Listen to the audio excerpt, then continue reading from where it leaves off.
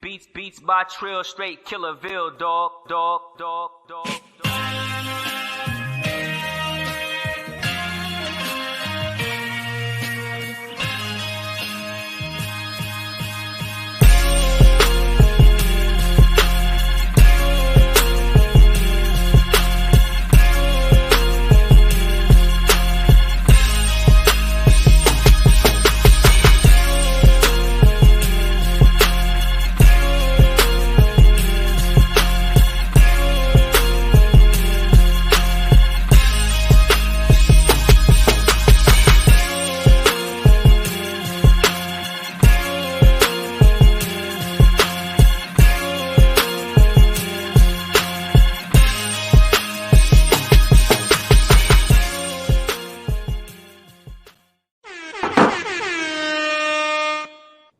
What's good? We are back live from Fayettenam, home of J. Cole, home of Dennis Smith Jr., home of Affion Crockett, home of Dennis L.A. White, Moray, and two-time Super Bowl champ Joshua Williams. How y'all feeling tonight?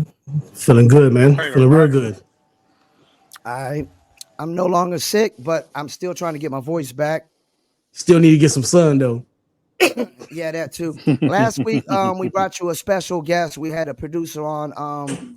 We had PF Cut, and this week we're gonna bring on another producer extraordinaire.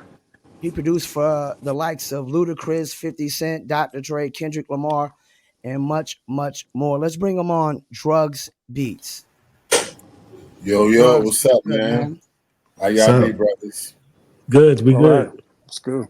What's up? Appreciate you coming on. Thanks for having me. Hey, we appreciate it, man. I'm gonna let Mr. J start it off with the questions tonight because you're his guest that he set up tonight. Okay, good. What's good, man? What's Good up, to bro? have you on. We've been trying to get you on here, kind of missing back and forth. Yeah, man. You know what I'm saying? Life busy, man. Especially me being like back and forth from like North Carolina to Los Angeles. You know what I'm saying? There's a lot going on. Man. So yeah. So, on that tip, man, how do you feel about everything you got going on? How do you feel about just the mode and the motion that you've been on? I mean, well, I don't know, man. It's kind of a hit and miss.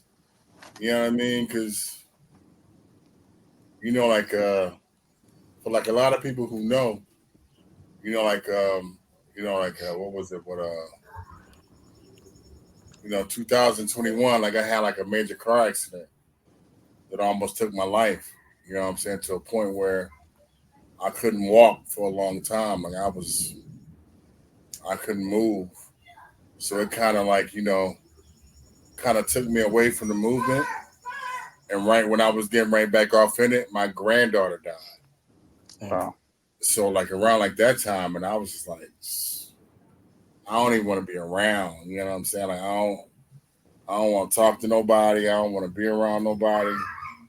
You know what I mean? So me going through like a kind of like a year of depression. You know what I'm saying? I kind of came out of it. Thank God. You know what I'm saying?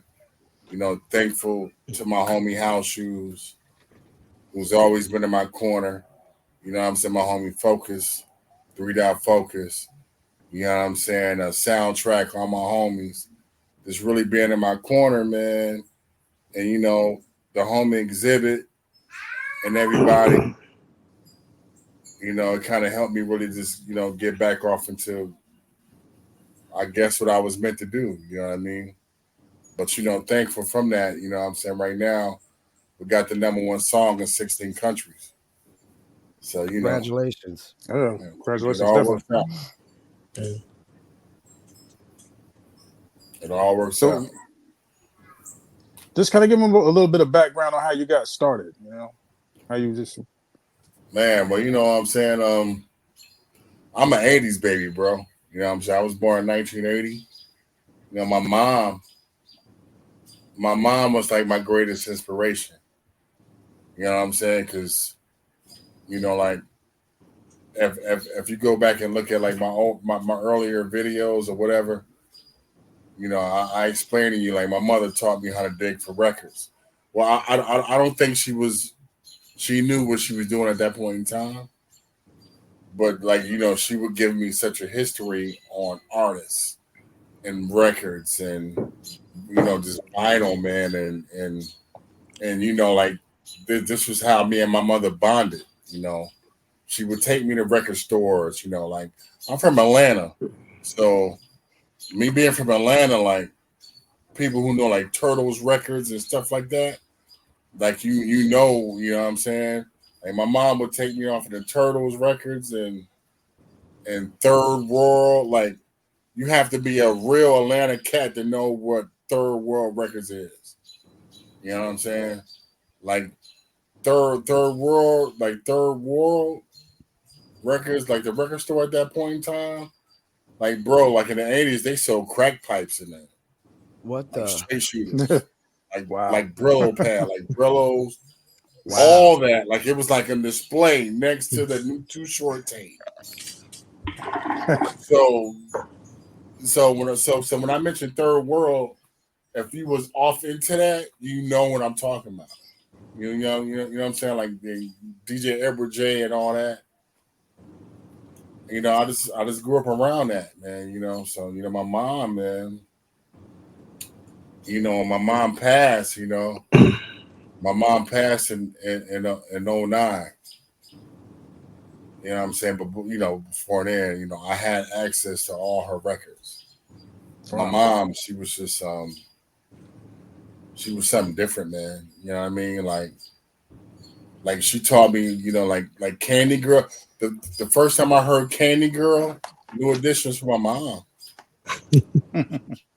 You know what I'm saying? Like the first time I heard, you know what I'm saying? The first time I heard I Need a Beat, I didn't hear I Need a Beat, the original song.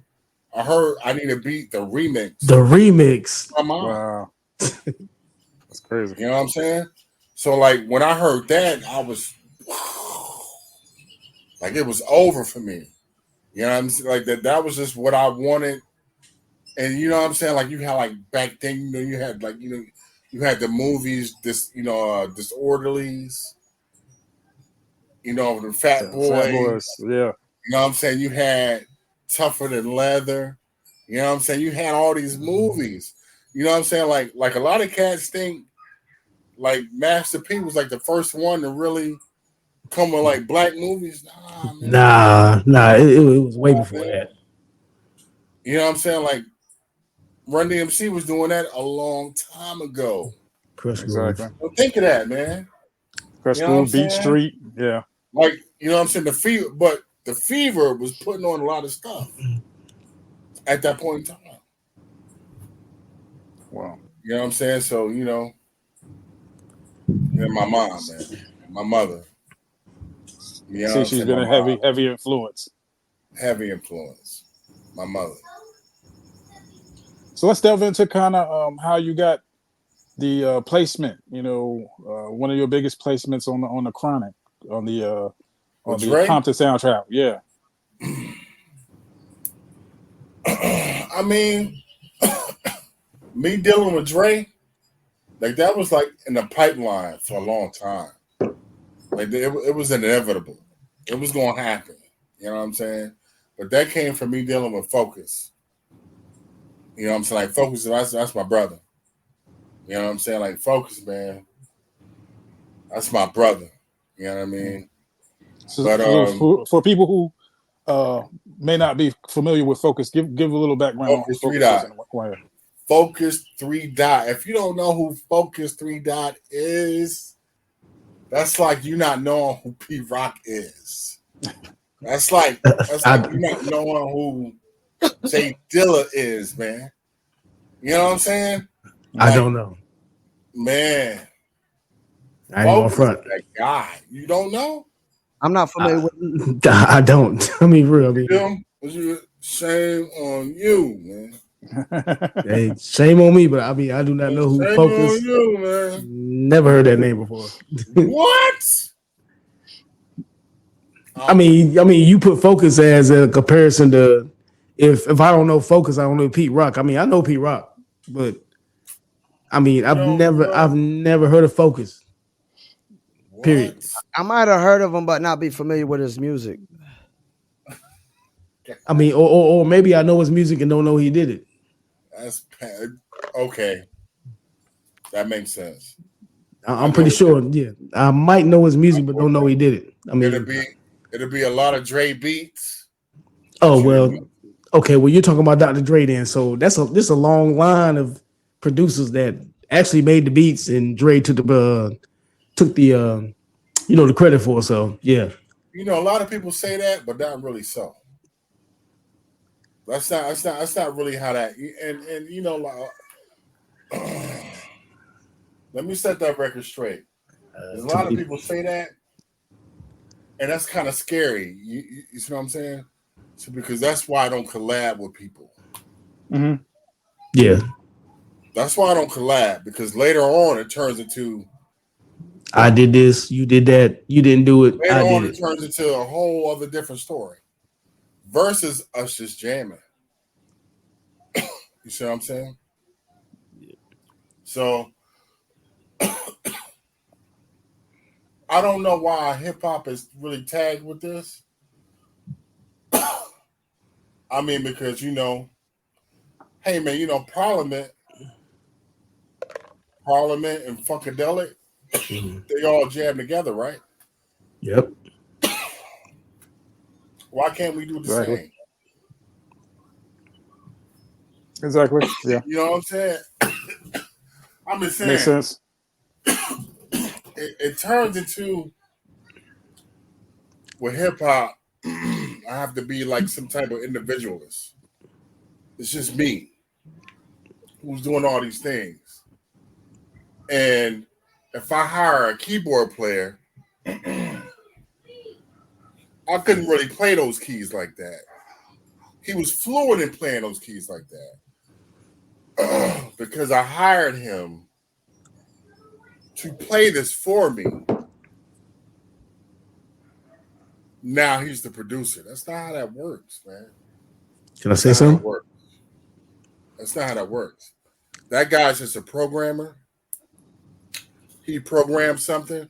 Like how people look at Puff Daddy and think Puff Daddy didn't do nothing. That man was that brain. He told you what to do. You programmed it. You were just a programmer. He's the producer. He's the brain. He told you what to do, how to do it, how I want it. He's the producer. You're a beat maker. You're a programmer. That's it. But nothing else.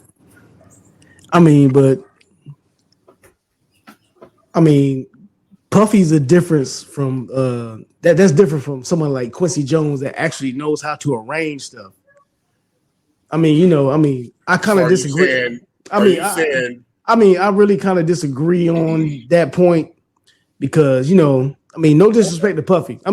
He knows music and stuff like that, but at the same time, like it's a difference between Quincy Jones telling you to play this like that when he's actually a musician than such and such telling you to do this and that. And how I want those drums. It's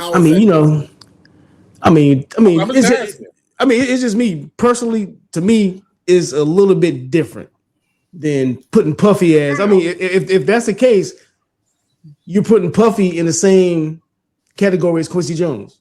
You can't do that. I didn't do that. You did that. No, I'm just saying. No. But you did say that. He told. Quincy done the same. Beethoven done the same thing. And according to history, Beethoven was what? Was it Beethoven that was blind and deaf or whatever? I believe so. Totally different. All I said was, but if you could tell somebody to do something, does that make you a producer if you can't really play it? You can't play 1,000 instruments. Like Quincy Jones could actually play instruments and really conduct the orchestra. Hold on, stop. Hold on, wait. Quincy Jones went from Frank Sinatra to Michael Jackson to beyond. Why are you comparing Quincy Jones to Puffy? because you said that because you brought up the producer thing, saying that we started off with Dr. Dre. You'll see, we started off with Dr. Dre. Well, to kind of clear this up, Yeah, yo, we supposed to be interviewing Drug Beats, man. You over here here debating with the man, yo. What's going on here? I mean, I'm just going off what he said. I'm just going off what he said, though. Bro, that's great, but he's like kind of like cherry picking. At the end of the day, I spoke of Puffy. You spoke of Quincy Jones. Quincy Jones is a seasoned producer who conducts orchestras. Yep. I'm speaking of Puffy, who told a person, I want this sample to sound like this. I want the drums to sound like this. I feel all that. So what's wrong with that? What's wrong with that? What I'm saying is, there's nothing wrong. But what I'm saying is, like, you know, but if that's the case, then Puffy and Quincy's on the same thing. No, they're not. That's not. Chill, man. We here to do it. That's what you wanted to be, bro. That's what you don't want to be. That's not even. It's interesting. It's interesting. Kind of reaching, but okay. Like I said, it's an interesting thing because he's a producer as well. You have two producer discussions on there on what exactly I'm not. What would be an executive producer? What we're speaking on, what makes you a producer? What makes you a producer? You being able to program something does not make you a producer, bro. I can tell you. I know that. Yeah, I know that part. Yeah. I can tell you what to do. I can say I cannot know how to work the MPC at all. I can simply say, I want this at this bar, this here, blah, blah, blah, blah. Can you piece this together for me? That makes me the producer. I know that. Programmer, bro. You're just programming what I asked you to do. I mean, I have a different take on that. I mean, because with hip hop, you're saying hip hop is on a different standard than everything else. Well, not really. But when we're dealing with samples and drums, yeah. If I say I'm making a tribute to Big, and I want you to sample, what do you sample? I'm Missing You. Yeah, he sampled Sting. Yeah. Right. Bro, that's like already a main song. You know what I'm saying? I asked you to sample that. I asked you to make the drums this way. So when you see Puffy's name as a producer, he's the producer because he asked you to do what he asked you to do. And that's what that is. Now, when we're speaking about Quincy Jones, who conducts orchestras and symphonies and shit, that's a whole nother beast. But he's still telling somebody to play this cello, play this violin. Trill, man, we ain't got all night to debate this, man. I didn't say he wasn't the producer, though. I didn't say Quincy Jones didn't produce something. All right, we'll move on. I mean, I'm not debating. I mean, it ain't a problem. I'm just saying. Let's get back to you got some questions for the man. You got some questions for the man. I got a question. What is it like to work with one of the greatest beat pickers in the world, 50 Cent? Oh man, 50. We just had like a great relationship. We just had a great relationship. I mean, like, man, I used to just really hang around them all the time. But my main guy was Lloyd Banks. Lloyd Banks? Like, okay. Lloyd, man. Like, we were kind of like locked in at a point in time. And just, I think we came at a point in time. Go ahead. I didn't say nothing. Somebody had something going in the background. Yeah, we came at a point in time, I think, where they were just like going bad. You know what I'm saying? Like, a lot of things was really going on, and a lot of things was really going on, like as far as like the beef that they had off on the street, with Lodi Mac. Like I came at a point in time where, like me chilling with Lodi Mac and all them, and things just went bad. Like when Lodi Mac was murdered, it all just went bad. You know what I'm saying? It was like it was kind of like that was it. You know what I'm saying? So like a lot of say that was the downfall of G Unit? Is when that happened? I kind of think that was in a chamber before Lodi Mac's dying, Lodi Mac's path. But like that was kind of like what I thought was like the final straw. You know what I'm saying? And a lot of things that me and Lloyd Banks had going, like it was dead. Like you can go on YouTube right now and type in Lloyd Banks when I'm gone. Like, and I don't even know how that beat got leaked. But like that was a thing that got cleared. The samples got cleared, and it was supposed to go on his last album, Rotten Apple. But it didn't go because that, they was just really going through a lot of stuff at that time. I got one more for you too. Like, who's an artist that you've always wanted to work with that you haven't worked with yet? I would have to say Drake. Drake? Definitely. Okay. Definitely. I would have to say Drake. I mean, because I would like to challenge myself, and I like to challenge artists. You know what I'm saying? If I can give something really grimy to Drake, that'd be beautiful.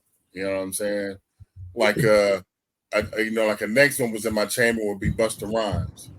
Okay. But we had a lot of situations that just really, like I said, like I was kind of like involved in our whole camp, but the shit just went left. You know what I'm saying? So then I just kind of went with Dre. You know what I'm saying? I just started really fucking with Dre and, House Shoes, man, is my brother. I love this man. I can't preach that enough. I love House Shoes, man. And, yeah. Trill, you got a question for Drugs Beats without debating them?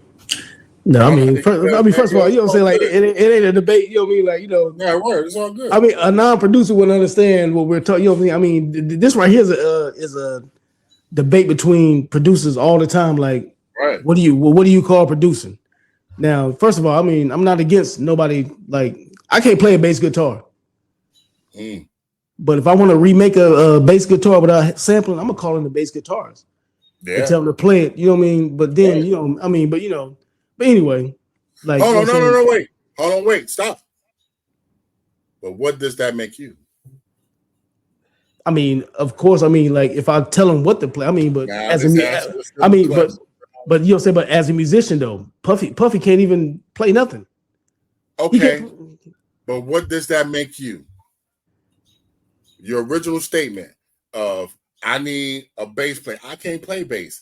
I need somebody to come play this bass for me.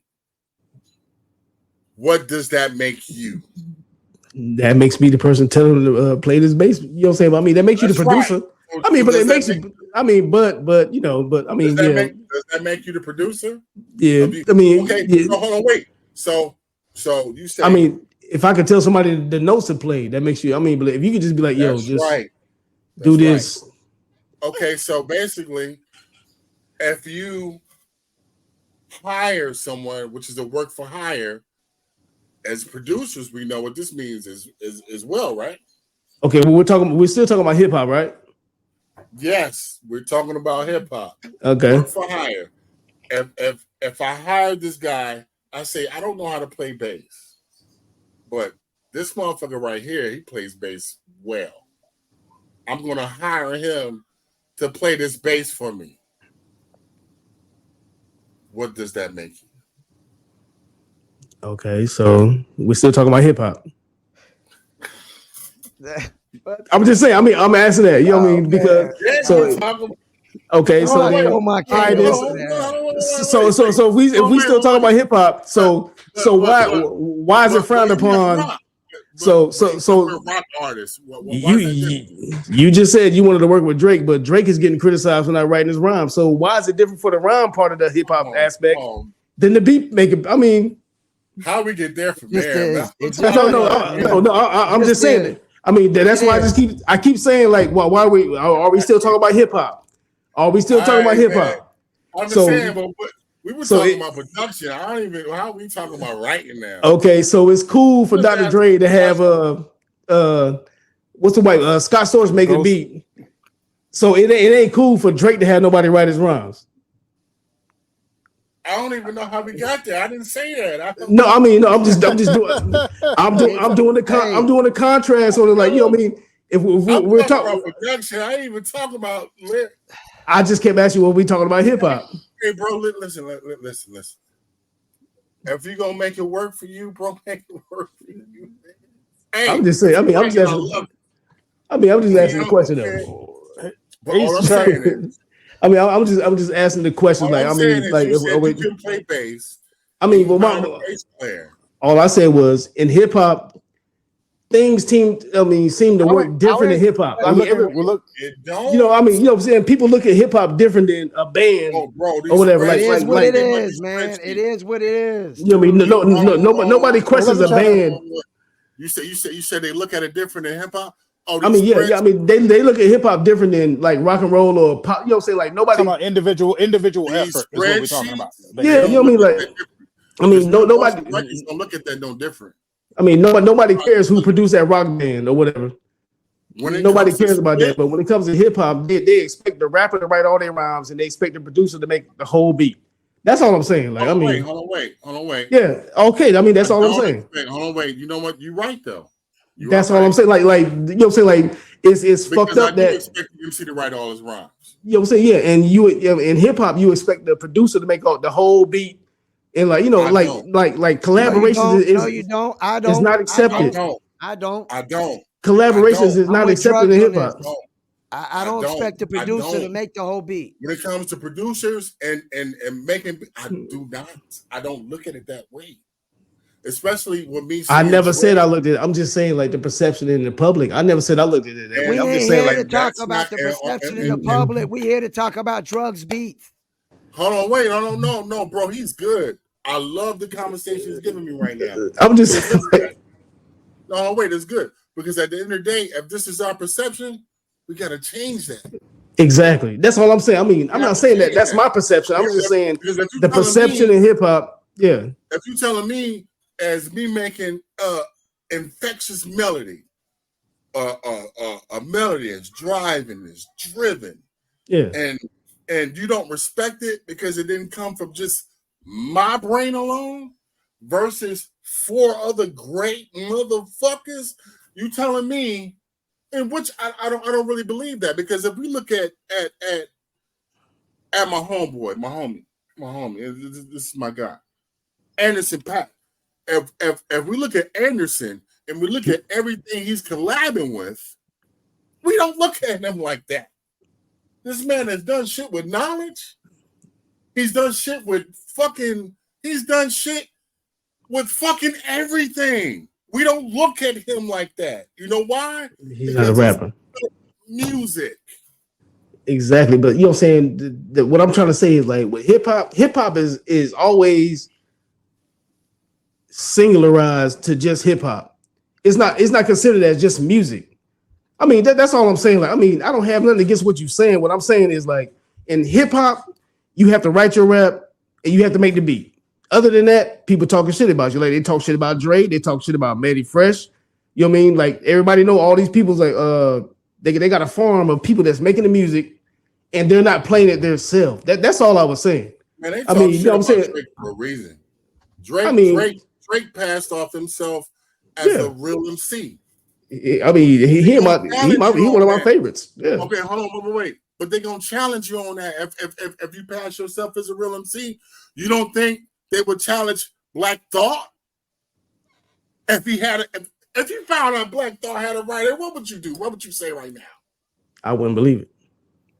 You can't write that shit. You know what I'm saying? I mean, look, I don't even believe Drake. I only believe Drake got a writer, but you know what I'm saying? Like, I mean, Drake is well. So y'all didn't believe Benzino. Y'all didn't believe Benzino had a writer with that new Eminem diss. Come on, dog. Benzino has to have a writer.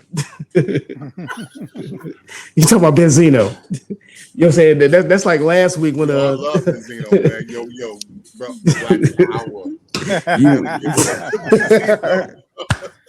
Yo, look, give it up to Benzino, bro. Anyways, you know what I'm saying? Paul over there getting mad. You know what I'm saying? Like, you know, we have a producer talk. You know what I'm saying? They can't understand. But anyway, you know what I'm saying? Let me get to my questions. All right. We ain't got too much time. You going over the time limit. So like I asked everybody, what was your first equipment you used? You know what I'm saying? That's my favorite question to ask anybody that do beats.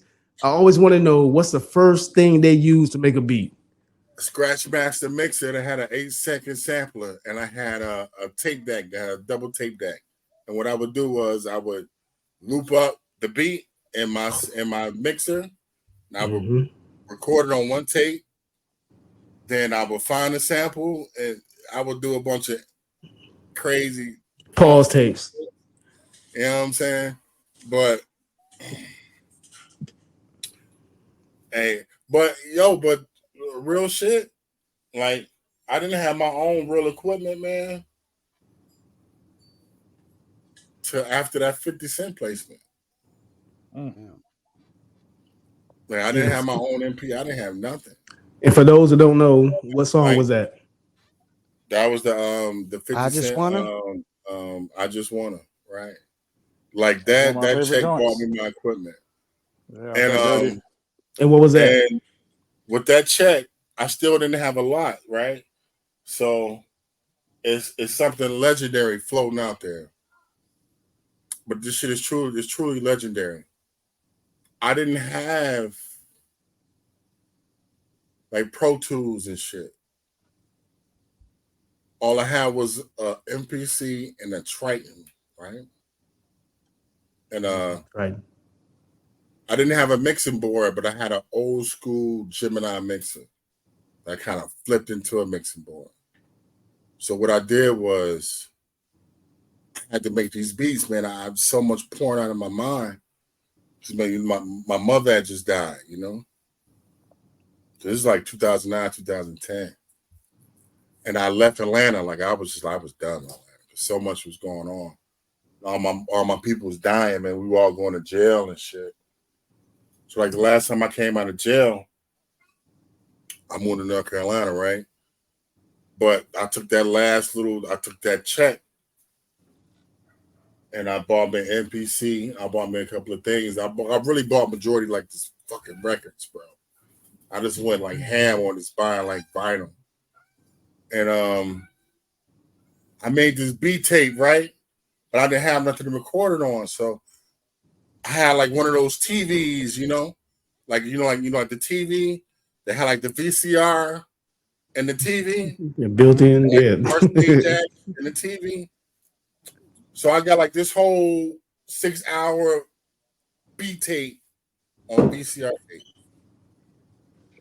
I go back and listen to it, man. Some of my bro, I cry listening to that shit sometimes. This is some of my best work. And I think I'm gonna put that out one day, man.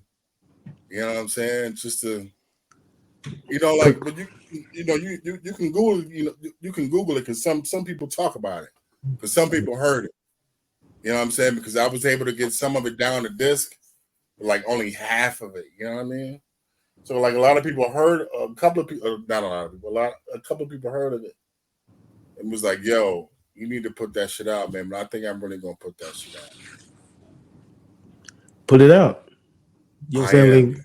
Like I was about to say, you know what I'm saying? One of my questions was I've been listening to the Leftovers on your SoundCloud. Yeah. You know what I'm saying? I mean, they dope. You know what I mean?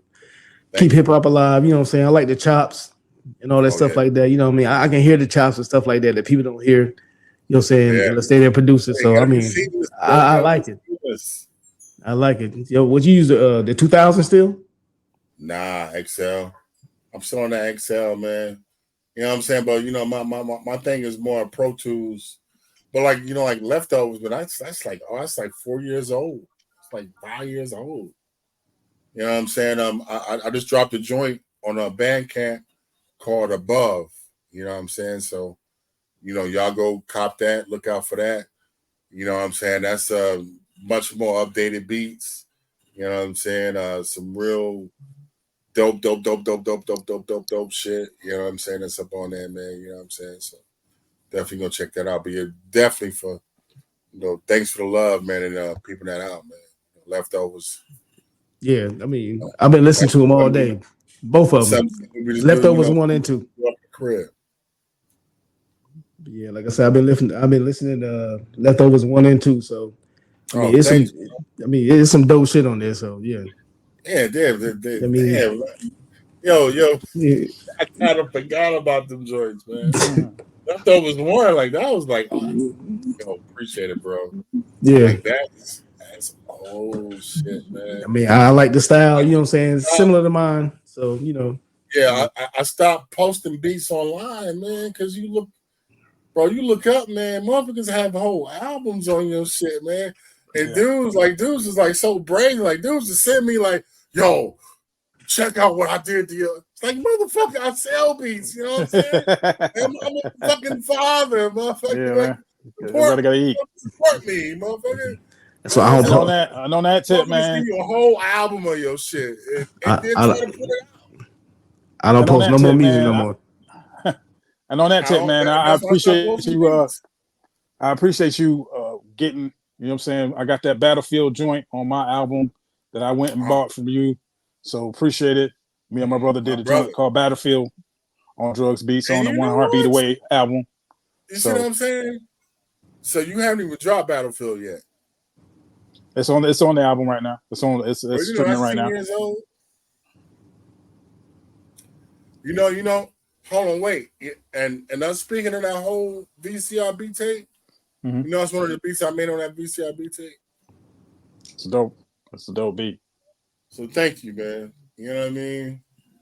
But we can, bro. Let's link up for some new shit. But I got something that's going. I got something that's going. It's gonna hurt. Yeah, we definitely got to make something happen. I got the underground experience popping, so we definitely got to make something happen for that soundtrack. My man, I'm with you. Let's get it. All right, so I guess we're gonna wrap it up. We got to get into these topics, man. We got like 4 topics still to do, so it's gonna be a long night for us. We appreciate you coming on, man. And I definitely love that Ludacris track. That Ludacris track is so fire, yo. Oh, you talking about the motherfucker? Can you buy that? Yeah. You know the story behind that? Nah, tell us.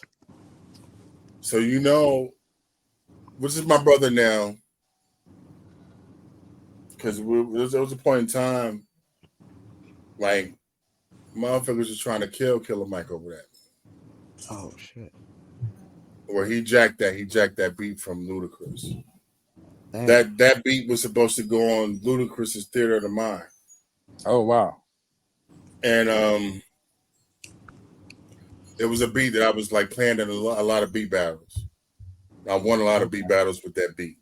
You know what I'm saying? And it was something I threw the little, I threw the Luda. It was going on his album. But my homie Rocky D the Legend. Now a lot of people don't know who Rocky D the Legend is. Rocky D the Legend, if you know the song Kryptonite, mm-hmm. He was the first one on the song Kryptonite. Right. Purple Ribbon. Which I had a big relationship with them. One of my beats is the reason why Killer Mike and Big Boy from Outkast fell out. Damn. Because I got shit with Big Boy from Outkast too. We were all homies at a point in time. You know what I'm saying? So right when that beat was copped up by Ludacris, man, Rocky D the Legend recorded to the beat and put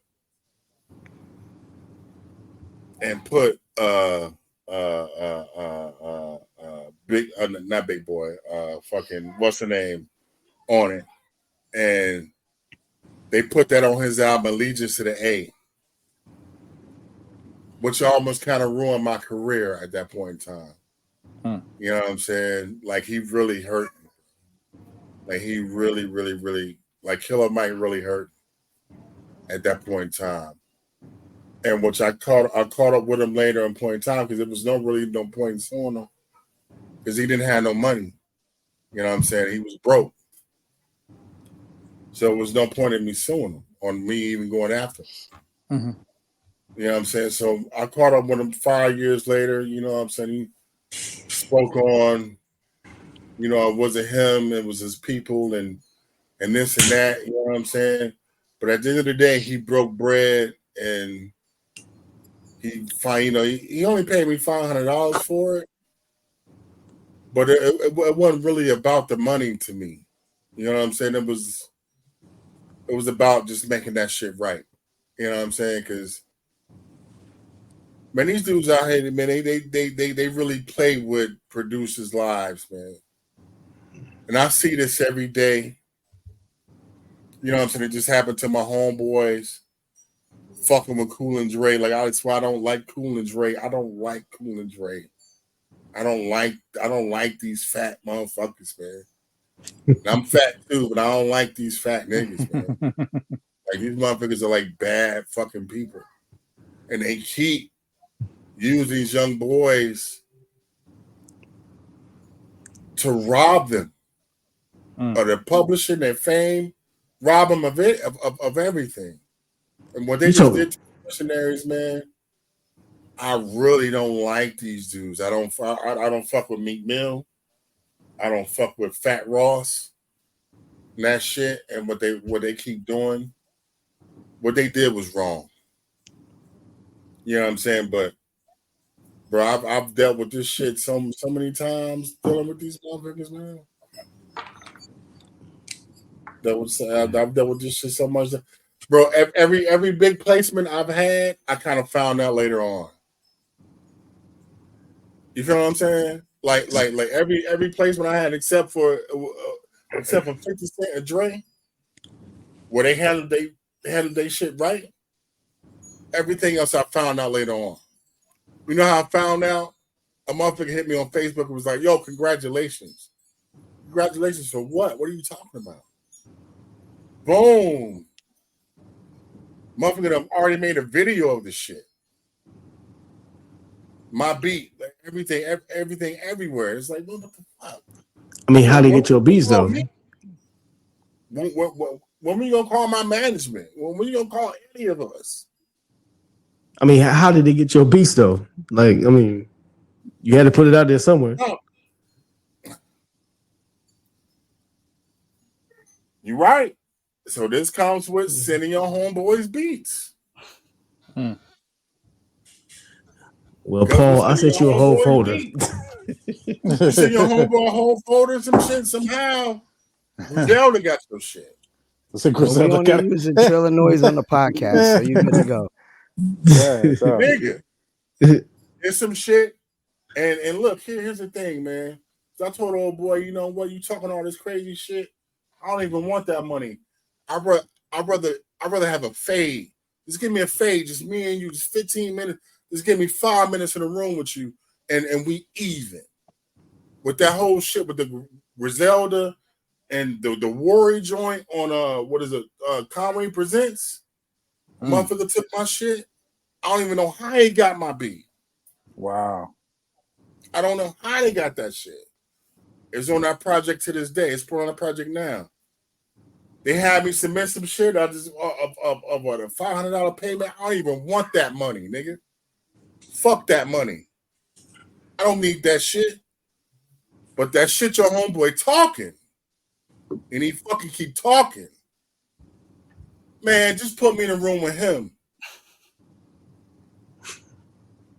And you can keep that money.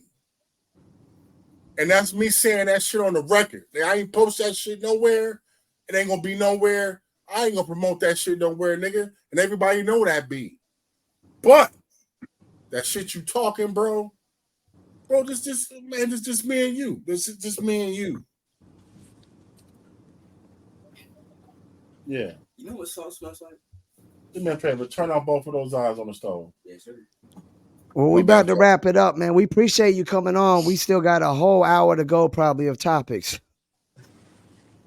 My brothers, man, thank y'all for having me. I appreciate you. You know what I mean? Yeah, well, please have me again. We will. Anytime you want to come on, just let us know. Oh, for sure, brothers. All right. Word. Enjoy your We're night. gonna make some happen. Love. All right. Peace.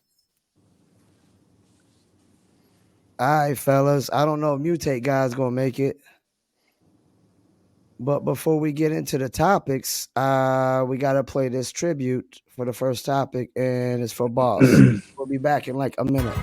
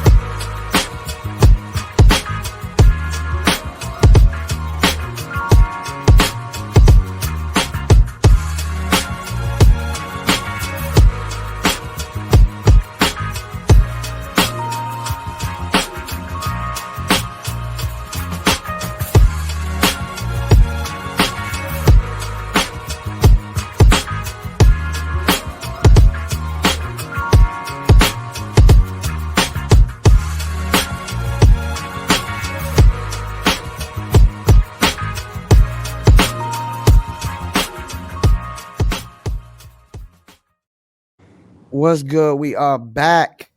Wow, that was a 51-minute interview right there, dude. Hey, look, dog. You know what I mean? Like, y'all need to understand. Like, if we're gonna bring producers on, I'm gonna have. We can't have you on, man. We can't have you on, man. You made it too damn long. I'm just saying. I mean, it wasn't a debate. You know what I mean? Hey, look, I was going off what he said. Yeah, but you ain't here to debate with him, man. You here to ask him questions to interview him, man. You can't compare Puffy to damn Quincy. Come on, man. It doesn't matter, man. You're not here to debate. It doesn't matter. It doesn't matter. Come on now. It doesn't, man. I mean, but anyway, yeah. What's the topic, Boss? Yeah, we got a wild. Yeah, we got Boss. Y'all go ahead and start this one off. I mean, well, I was out there when she first came out or whatever. You know what I mean? I mean, I don't know her whole catalog, but to me, she was the first gangster female rapper though. So I mean, she holds that title until her career got shut down because they found out she was from the suburbs. You know what I mean? They found out that she wasn't from the streets like that. But at the same time, I mean, she still had a contribution to hip hop. So rest in peace. Is she the first gangster female rapper? I mean, as far as I know, yeah. That's a. I'm talking about. Like official gangster. Like, she had one song that was on what movie was that?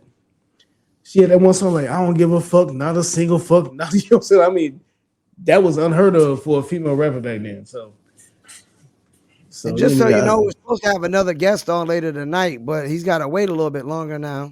Who? What? You didn't tell us that.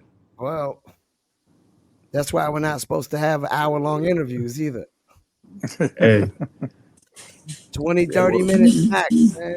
Well, have me on with a rapper. I ain't got nothing to say. Yeah. You know what I'm saying? I didn't see you debate P.F. Cut like that. Hey, because he didn't compare Puffy to Quincy.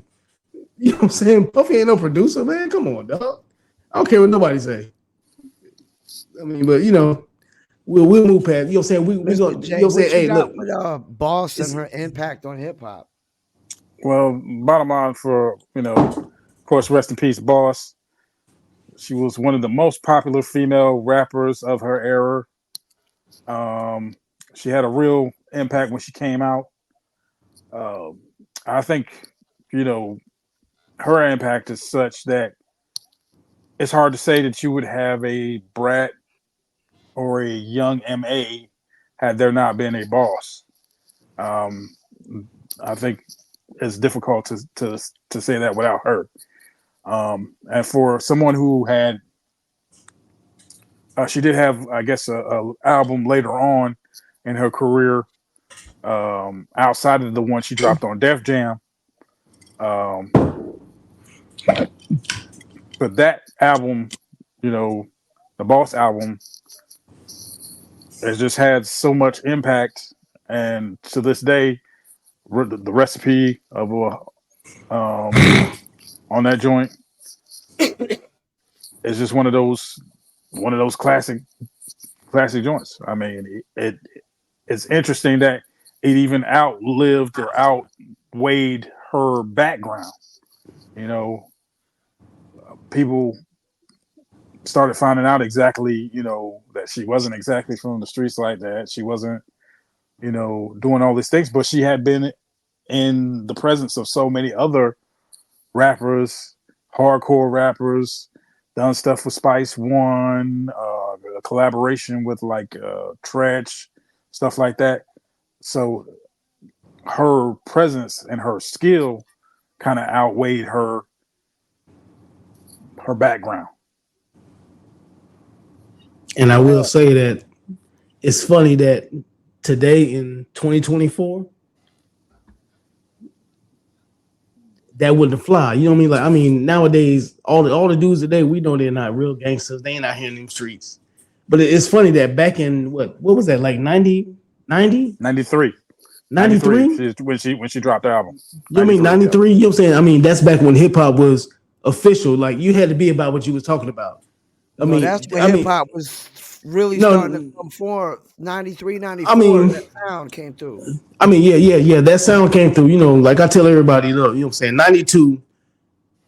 92 was the year that changed everything in hip hop. You know what I'm saying? When Death Row, you know what I'm saying? When the Chronic and all that stuff came out, that changed everything. But, you know, it's funny how they canceled her back then before cancel culture.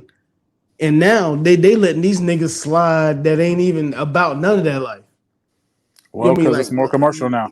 You know what I mean? Like her whole career got whole career got ended because of that. Like whoever leaked the shit out that she wasn't from the streets, she was from the suburbs, had a mom and a daddy. You know what I mean? Like like that was, I mean, that was back then. Like that's wild because you know what I'm saying. So many people. You know what I mean? Now, even if they were from the street, still had a mama and a daddy. I mean, grew up for the hood or whatever. But but she grew up with. I mean, she grew up with a mama and a daddy, and they canceled her because they found out that she really wasn't from the streets. Which 99% of these dudes that's out here right now ain't from the streets, and ain't nobody cancel them. It's funny though. Yep, she's the first rapper to get canceled. Now that I'm thinking about it, is she? Yeah. She is the first rapper to get canceled because they found out she wasn't from the streets. Because her name, you know what I mean? Come on. She is the first. She's the first rapper to get canceled. I think Vanilla Ice got canceled somewhere. No, he never got canceled. No, I mean, no. That's not the same thing. She got canceled for not being from the streets. They just didn't, you know what I'm saying? Like they didn't like Vanilla Ice just because he was white. And he got one of he got one of the greatest songs in hip hop history. It's just because he white. Whole background.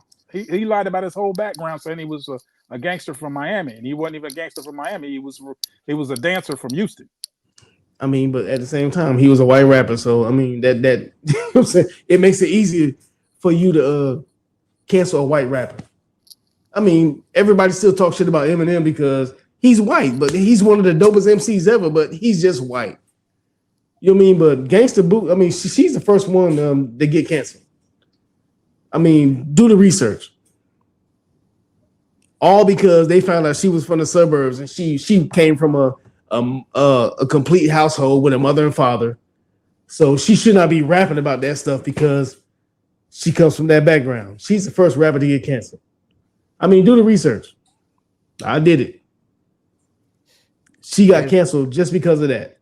And it's fucked up. They try to hold her to the same standards as the male rappers. Like, you know.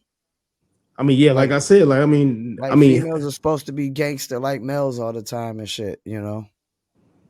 But my thing is, like, I mean, how many rappers are not gangster for real, for real? Not a lot. I mean, I've been in studio sessions with niggas that I know for a fact ain't doing nothing, but they, you know what I'm saying? They talking that talk though. Hey, I'm gonna record it. Yeah, you pay me, I'm gonna record it, but I'm sitting back here like, Yeah, right, nigga. You know what I mean? Like, but but it's funny how, you know what I'm saying, they held her accountable for not being from the streets when there was a lot of MCs not from the streets though. She is actually the first MC to get canceled. I mean, do the research, the history on it. All right, well, let's get to the next topic. Rest in peace, the boss. Are most rappers doing music for artistic integrity or for popularity? Popularity. That's my answer. Mr. J, what you got? We're gonna break this down into two categories. Basically, a lot of the commercial acts are doing a lot of it for popularity because they're trying to get paid. You may have more on the flip side on the underground and independent scene doing it for integrity because the money isn't necessarily there for them to do it for the popularity. I think a lot of what's going on right now, and we kind of spoke on it, with him talking about, people acting gangster, acting like they're from the streets. That's because, the labels are pushing that. That's what they feel like. Gangster acting like they're from the streets. That's what they feel like, what's moving, you know what I'm saying? And at the end of the day, you have a whole swath of people who are moving to other genres or just delving into underground stuff even deeper because they want to hear something different. So a lot of this is, I don't want to say it's 50-50. I think on the commercial level, it's 70-30. On the independent level, it might be 30-70. So What you think, Trill? I mean,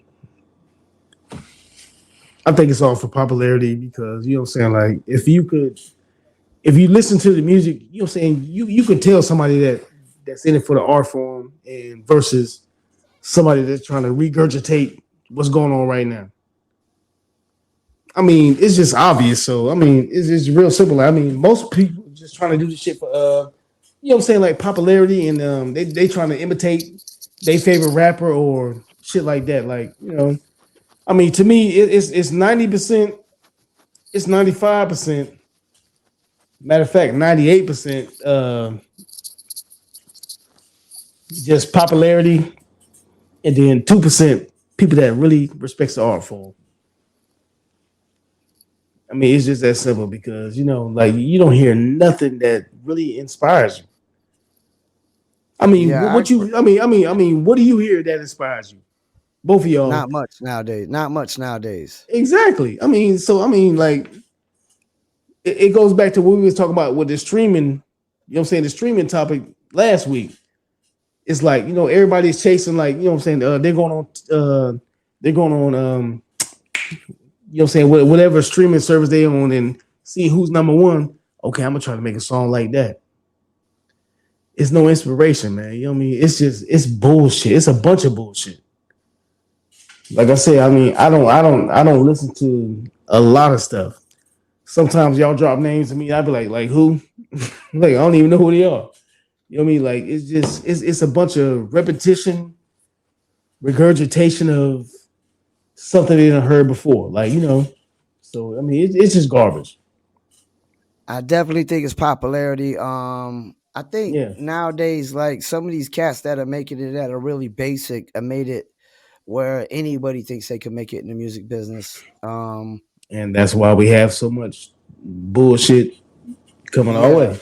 I think anybody thinks they can make it because there's basic rappers making it, but they don't understand like the marketing and the grind and everything behind it. I don't think there's a lot of music integrity. I think cats are chasing Spotify numbers and streams and Apple streams and YouTube plays, and it's just all about views, likes, comments, and that's it. It's all about numbers. It's like the NBA, it's the analytics game. Exactly. Well, look, we got two more topics, and we got the guest we about to bring on. We're going to get to a quick Dizzle break, and we're going to get to his topic. We got True Raw about to come on here real soon. and we're gonna get this quick dizzle break, and we'll be right back. Tropical J.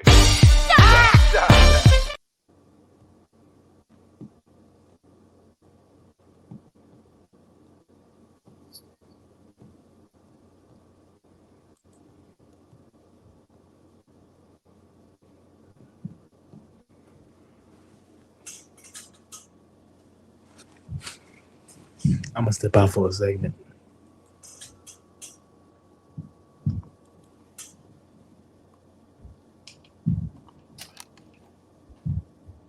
What's good? We back live from Fayettenam. Had to run to the bathroom real quick, fellas.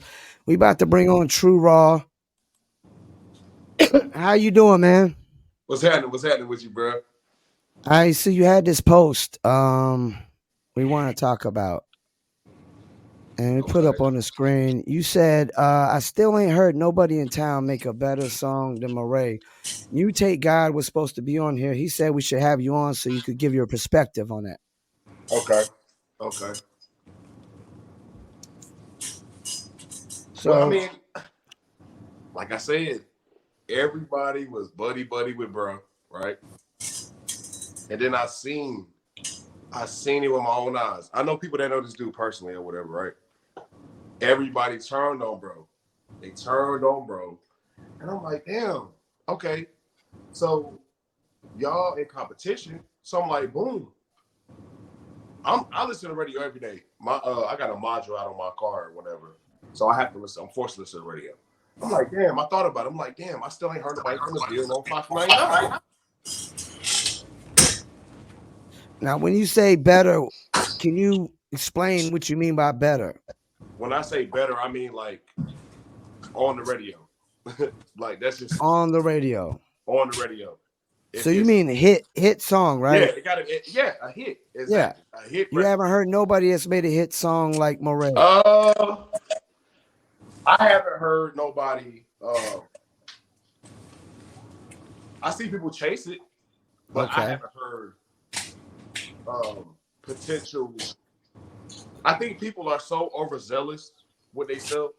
They make a track and they're so eager to perform it because they finish a song or whatever. And it's just like they don't analyze it, they don't think, they don't sit there and get opinions from their closest people, because everybody is so like egotistical about themselves, I guess, like big-headed. They record a record and they go performing in the club and they feel like everybody fucking with it. But in reality, it never even had potential in the first place. It didn't. That's my issue with music. With people working with people local, period. Everybody is so big-headed, bro. It's just like, just because you did it don't mean it's good. You could paint a car, right? But if it got lumps in it, just because you painted it, you know, it's your first, second car you painted, don't mean it's a good paint job. That's just my thing. That's my thing. It sounds like to me that a lot of these cats in town got yes men around them. Yes. They just say yes to everything. They don't criticize the music like, yo, this ain't the one. And we've always said that. You got to have real friends around you that be like, yo, dog, this really ain't it. It ain't hitting. Mr. J, what do you think about this? I think this is the topic that always irritates me, because the reality is everybody's searching for whatever's going on in the city, and y'all need to be figuring out what you're doing outside the city and outside the state. I've had stuff, just keep it a buck. I've had songs played in France. I've had songs played in Australia. I've had songs played in the UK. And I still hear people talking about, it's not played on 99.1. I've had songs played on 99.1. Our group, The Empire, was number 6 or something like that in the top 10s of 99 and independent 99 on 99.1, and we were like in the top 5 on 104 in that same year or the year after. So a guy once told me, you got 6 months to move whatever you moving outside the area. Go to Raleigh, go to Charlotte, but even beyond that, you got to go to, go outside the state. I see a lot of people talking about, what people are doing inside the city, what they're not doing inside the city, whether they're big or not big, what kind of money they're getting.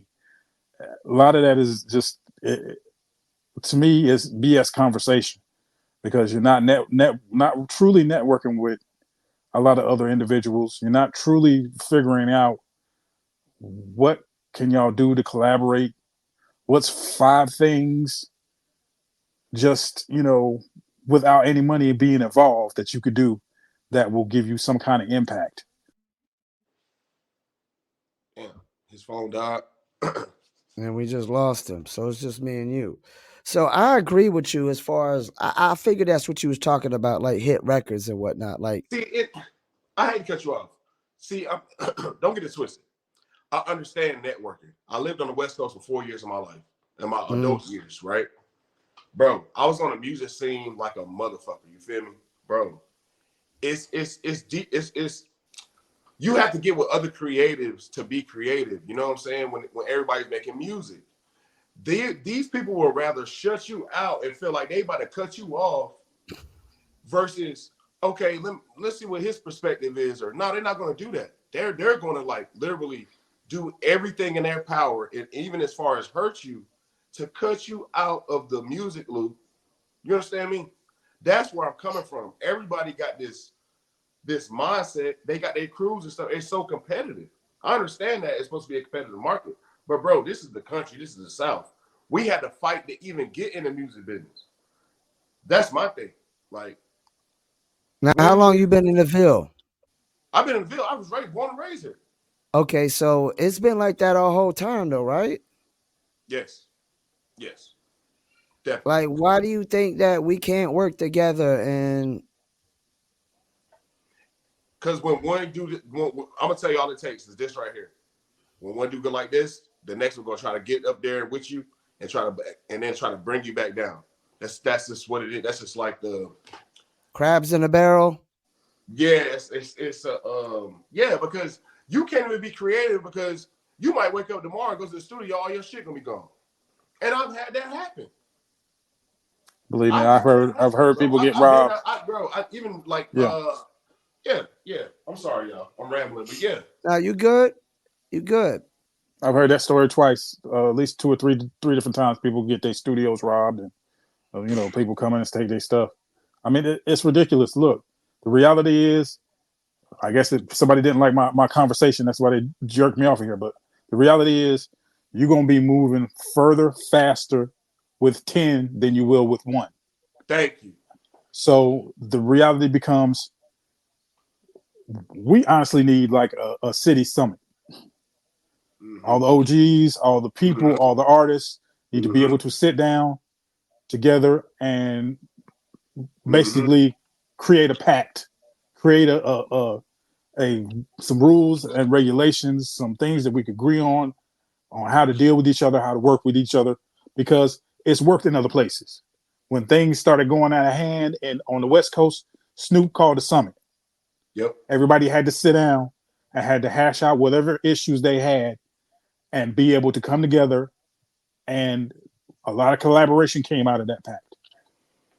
I mean, This is how movements are built. New York, the birthplace, people had to go to different places and work together and pull all their resources together in order for something to happen. Same thing in the South. People had to kind of pull their resources together to be able to collaborate together for something to happen. It's got to happen here.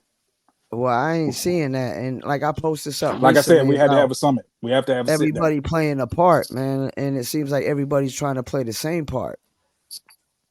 That's why we got to have a sit down. People got to be able to hash out what they're doing. It's just too much repetition and too much it's competition for nothing, because Yep. Let me say this. Everybody's definition of success is different. Yes. Right? 100%. Yep. You see what I'm saying? That's the big thing. Like, some people are not motivated to work with you because they feel like you already own. You trying to get to where they getting to. And then when they get to where you getting to, they gonna quit.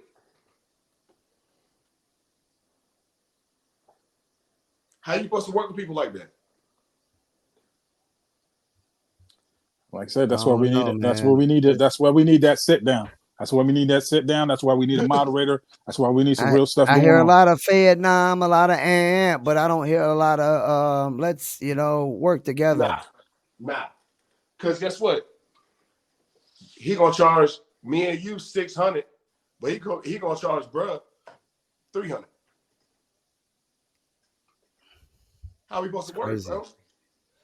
We got one more topic. You want to stay on this for one? True Raw. We got one more topic we got to get into. You want to stay on with us?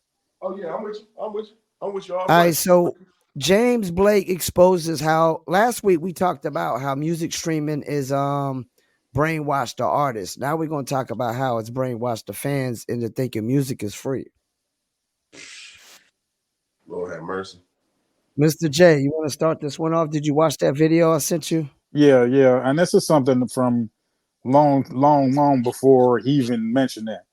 Yeah. There are certain artists who have said that. I mean, and most of it is in the rock, like the rock genre. That's why when you first started up Napster, there was certain people who were on it were like, yeah, we were going to give it away free because this, that, and the other. We can go out here and tour, and we can go out here and do this thing or that thing or sell merch. The reality is everything costs money. So no, nothing's free. Nothing's, you can't just give away everything. I think certain fans have gotten, brainwashed. Not necessarily everybody, because there are certain people who are looking for quality music, looking for quality hip hop, looking for lyricism, and they're willing to pay the price to go get it or go see it. Now you have maybe a newer generation where there may be more of a majority of folks who may seem like they want that free, but they're looking at the commercial quality that they're getting and they say, I'm not going to pay for that. Now, if you got a different value or a different quality of music, then they're probably going to go and invest in that because they hear something different.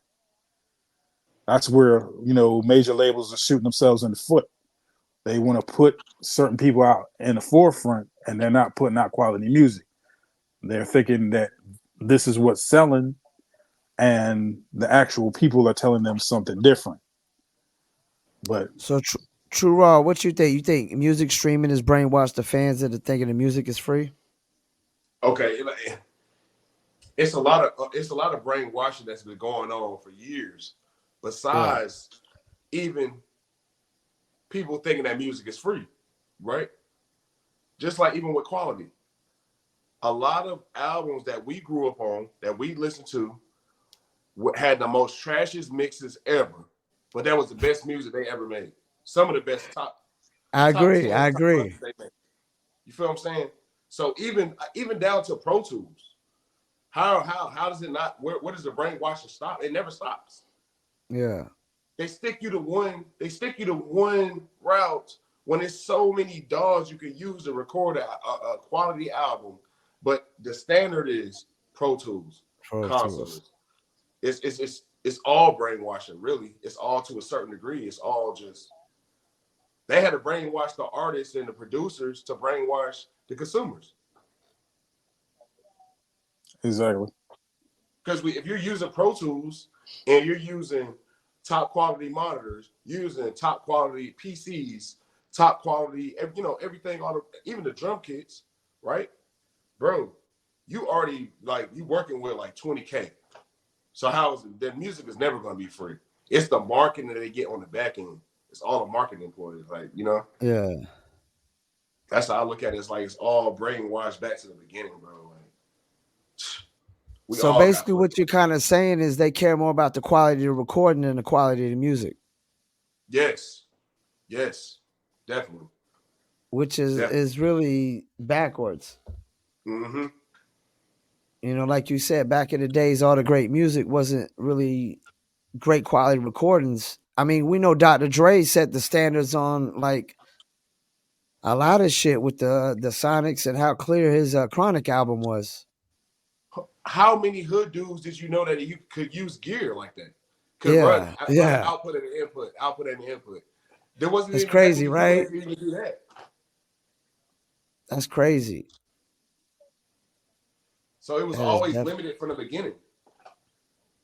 Like, it's nuts, bro. Like, people really, really are really like, they don't know how small the window for music was. And now, like you said, they made all technology made it to where everybody can make music. Yeah. They made it easier.